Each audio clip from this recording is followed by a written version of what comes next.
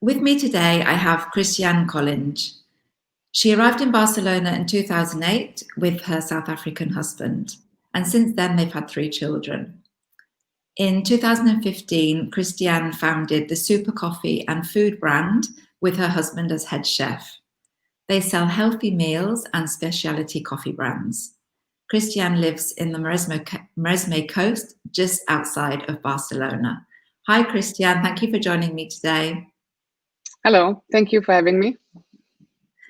Christiane, I want to know, first of all, how has COVID affected your business?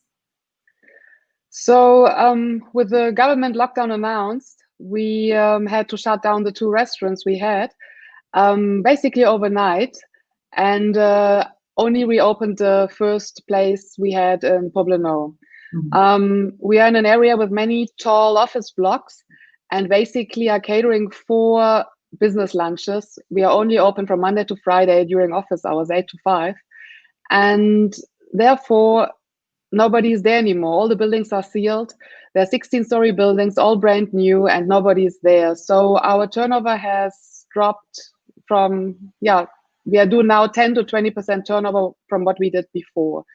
The second shop we could never open again because it didn't make sense. We couldn't afford the employees, and therefore we opened the first shop together. I was at the bar and Jay was in the kitchen in April because it's a takeaway, and so we could already open it in April. Well, the labor expenses skyrocketed.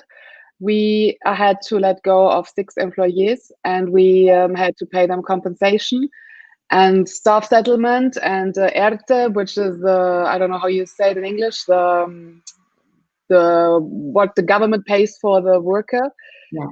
Managing this also costs money. So the altas, the bajas, submitting it costs a lot of fees. So we had suddenly labor costs we never had before. So we had to take a credit in order to pay for this, for all the settlements, because I would never have expected to let go of 6 people at once.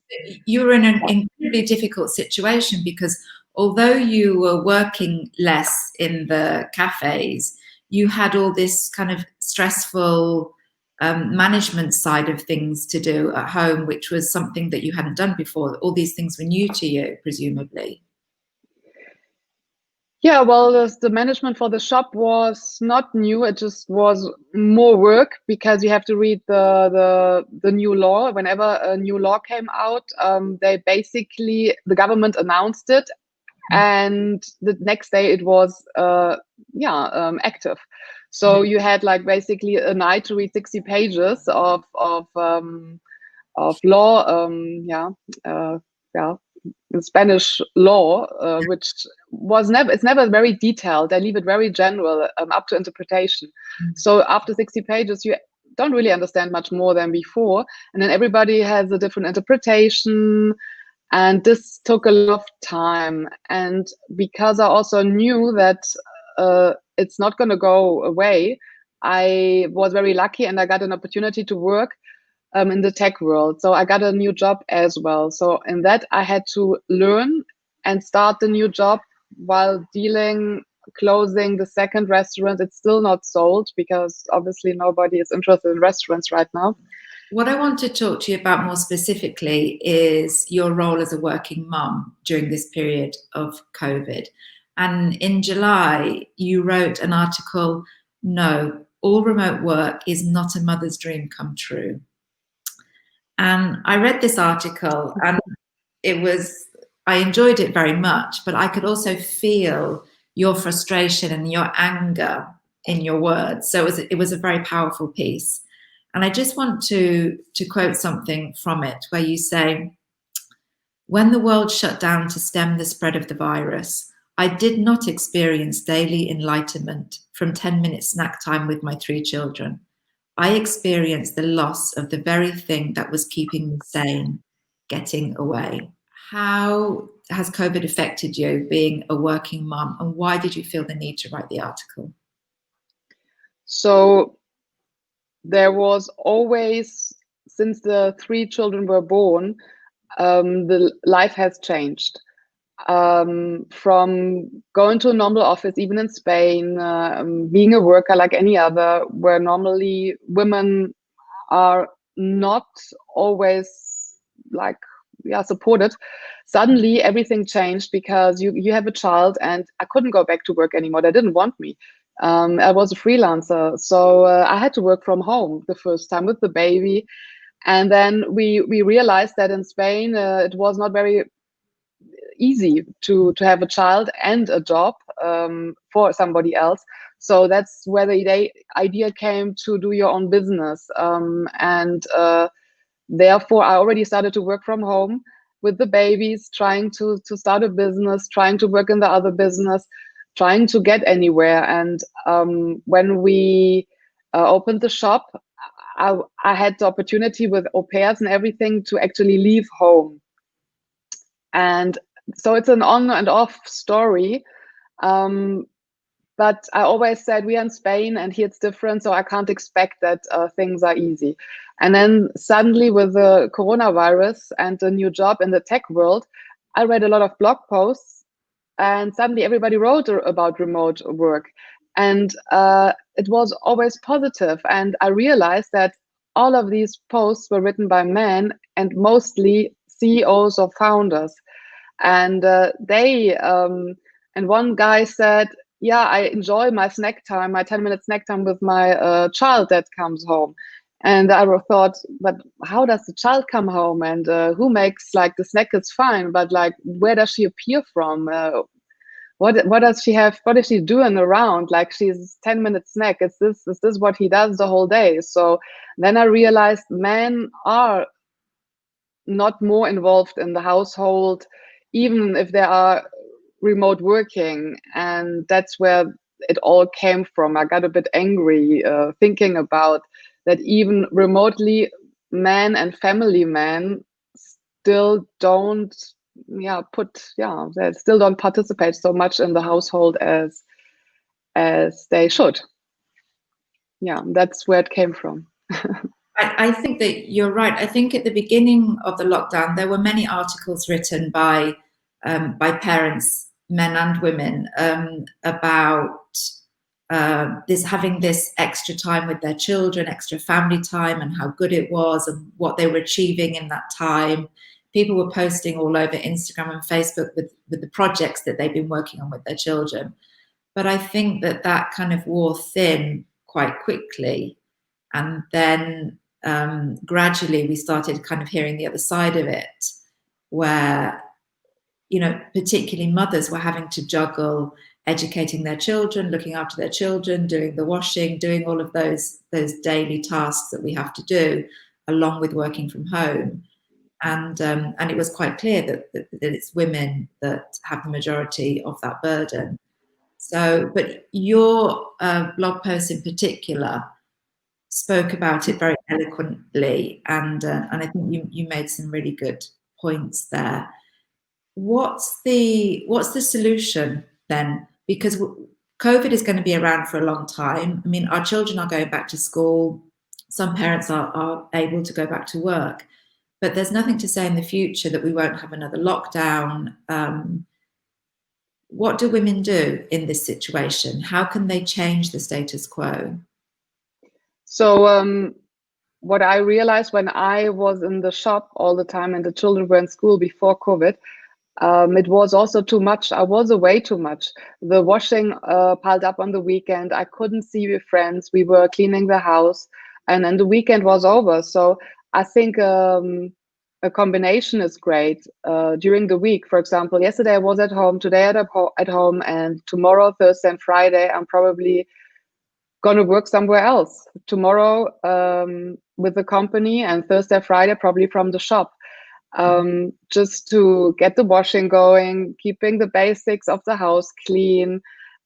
Because I get up at 5 o'clock in the morning, so that's when I start working. Then we have breakfast with the kids around 8:30, and then I don't feel bad that it's half an hour, 45 minutes gone.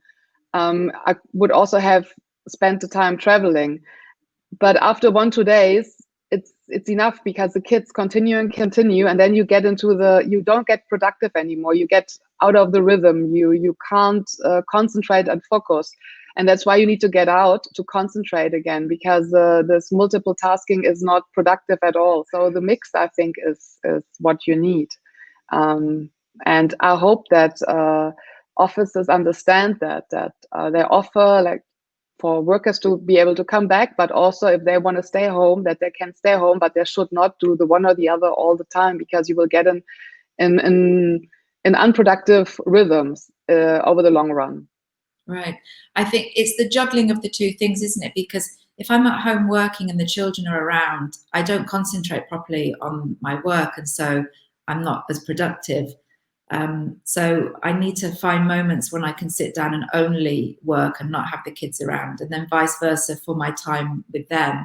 I need to focus. If I'm having a conversation with them, I need to make sure that I'm there in the moment having that conversation. Otherwise, it's kind of pointless. I'm not listening to what they're saying. I'm not, and I ask them the same questions later again that evening, that we've already spoken about in the day, because I wasn't concentrating. So it's finding that balance. So you were, I don't know if to say you were lucky or you went out to look for it, but you managed to change your job. You managed to find a company that fit in with your ideas and the way that you want to work. I didn't say, now I need a new job. I was subconsciously looking for it, but I did not have the strength to think that I'm worth it or that somebody would want me. But I wanted it, so I was open for the opportunity. Mm-hmm. I was looking subconsciously, and when the opportunity came along, I understood it. That is the opportunity, and I have to take it. And I can't judge it or anything. I need to take it, and that's what I mean with change it. If you decide to change, the change will not happen now. The change will happen slowly, but you have to wake up every day and think about the change, and then it will come somehow. That's why the job came to me. It's not that I looked actively for it, because I didn't know that I needed it. What is it about the setup of this company or this job that is good for you? So it's the tech industry that normally it's a software company with the owner, the CEO, founder, and owner is a programmer. It's a woman, and she is one of the few women in the industry, and therefore is open and understanding of us women in the tech world. We bring other advantages to it. Maybe I cannot bring much programming knowledge to it, but there are many other advantages that I can bring: experience, business experience, and other things that men probably don't acknowledge in a woman. Okay, I want to finish on another quote from your blog, where you say, unless us working mothers insert ourselves into the conversation aggressively, we will never be a part of its outcome when this is all over. So at the end of the day, if you're unhappy in your situation, you need to be vocal about it. Yes, we usually, or I tend not to say a lot. I tend to say, this is what it is. For example, we are in Spain. This is how people are here, how men are here, how the society is. And I should not complain too much about it or be too strong about it. Otherwise, I maybe step people on the feet. But it will not change anything. So we have actually to write blog posts and talk about it, and go out there. Have interviews like this and get it out there to other people. Yes, exactly. Thank you so much for joining me today, Christiane. If people want to get in contact with you, what's the best way to do that? They can send an email or LinkedIn. And we have, there's your email address at the bottom of the screen there. Or LinkedIn is also a good place. Okay, great. Thank you very much.